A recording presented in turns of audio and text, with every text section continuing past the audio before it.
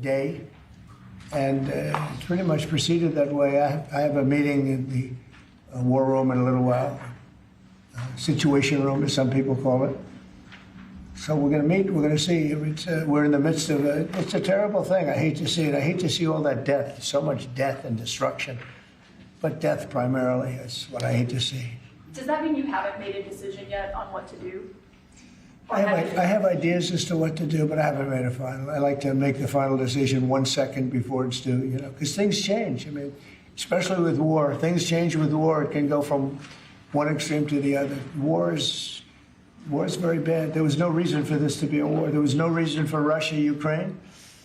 A lot of wars there was no reason for. You know? You look right up there, I don't know, see the Declaration of Independence, and I say, I wonder if the Civil War, it always seemed to me maybe that could have been solved without losing 600,000 plus people.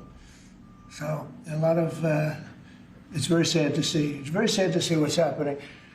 But with that being said, I would say right now, Israel, from the standpoint of winning a war, is doing pretty well. Yeah, please. Mr. President, in your meeting today with the Chief of Staff of the Pakistani Army, did you talk about Iran? Did that come up? Is there anything you can share from that meeting? Yeah, well, they know Iran very well, better than most. And they're not happy about anything. It's not that they're bad with Israel. They know them both, actually, but they probably, maybe they know Iran better. But they see what's going on, and he agreed with me. The reason I had him here, I wanted to thank him for not going into the war, just, ending the war. And I want to thank, as you know,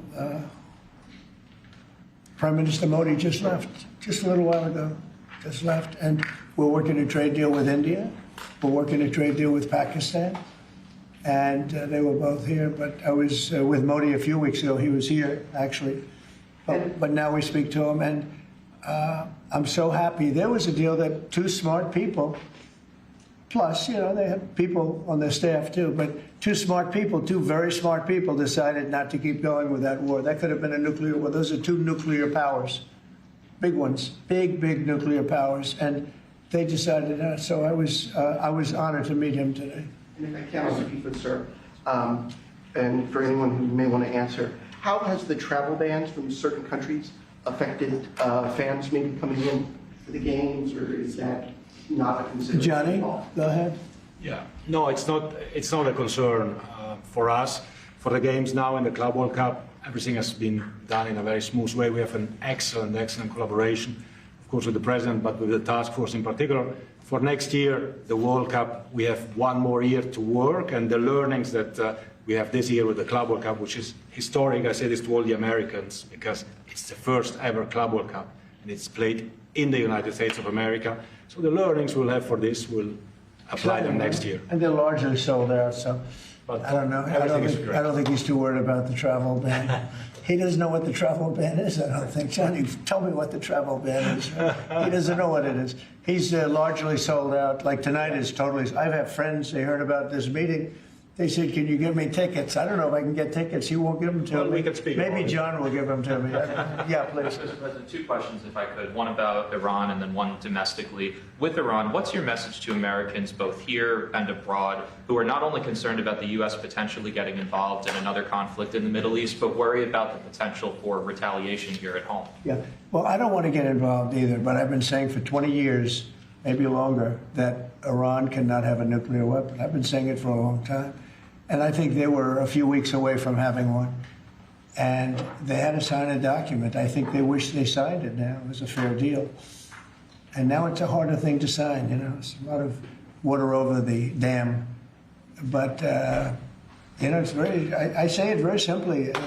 Iran can't have a nuclear weapon. Too much devastation.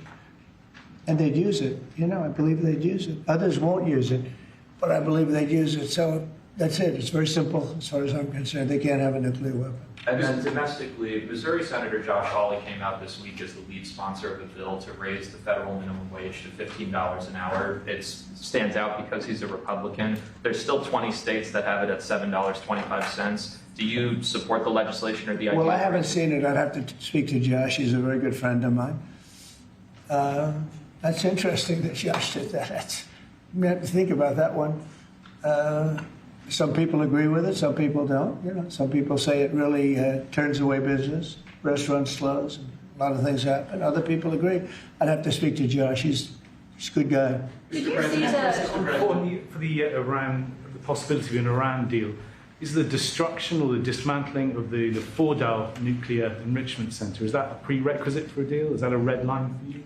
No, it's just something that people talk about having. We're the only ones that have the capability to do it, but that doesn't mean I'm going to do it at all. Yeah, we have the best military equipment in the world. You see that with this fight.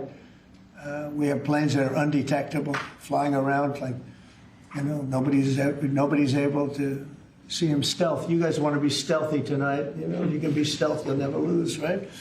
But these are incredible planes and weapons. We have the best weapons in the world.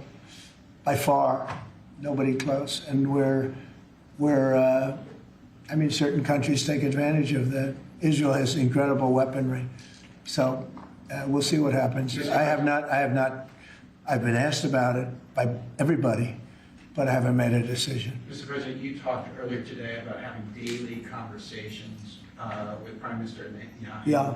How have those conversations weighed on you in terms of getting more involved? He's been lobbying for the U.S. to get more involved. Has that had an impact in kind of your evolution, sir? Look, we talk, and I'd like to see everything done. I would have preferred having just an agreement, a strong agreement, you know, verifiable agreement. But it was such a shame. They were so close. You know, Iran was very close to signing what would have been a very good agreement for them. And maybe that could still happen, I guess. You know, they do want to come and see us. They want to see me in the White House. That's a big statement. But it's very late. Is it enough of a statement to hold off getting We're involved? going to see what happens. Look, we're going to see what happens. Ending it as soon as you can would be good. have you closed the door on meeting with them? No. Okay, so it's still open to them coming here in your Yeah, eyes? I mean, they asked if they could come. We'll see if that happens. It's not that easy for them to come. They can't get out. You know, they're in Iran, and in one case, the guy wanted to come so badly, but he can't get out because his bombs dropping all over the place. Have you seen the Tucker Carlson and Senator Ted Cruz interview? It seems like this issue on whether or not the United States should strike is kind of dividing a lot of your supporters. No, my supporters are for me. My supporters are America first. They make America great again. My supporters don't want to see Iran have a nuclear weapon. Tucker's a nice guy. He called and apologized the other day because he thought he said things that were a little bit too strong, and I appreciated that. And Ted Cruz is a nice guy. I mean, he's been with me for a long time. I'd say once the race was over, he's been with me ever since, right? But very simple. If they think that it's okay for Iran to have a nuclear weapon, then they should oppose me, but nobody thinks it's okay. People that don't want, I don't want to fight either. I'm not looking to fight. But if it's a choice between fighting and them having a nuclear weapon, you have to do what you have to do. Maybe we won't have to fight. Don't forget, we haven't been fighting. We add a certain amount of genius to everything, but we haven't been fighting at all. Israel's done a very good job of that. But we'll see what happens. The bottom line is they can't have nuclear. And if Ted, I can't imagine that Ted Cruz said it's okay for Iran to have nuclear, including Tucker. I don't think Tucker says it's okay. The problem is then they get themselves into a thing. They don't want them to have nuclear, but then they say, well, we don't want to fight. Well, you're going to have to make a choice because it's possible that you're going to have to fight for them not to have nuclear. And it's interesting because I did ask Tucker, I said, well, are you okay with nuclear weapons being in the hands of Iran? And he sort of didn't like that. He didn't want to really, but he sort of didn't like that.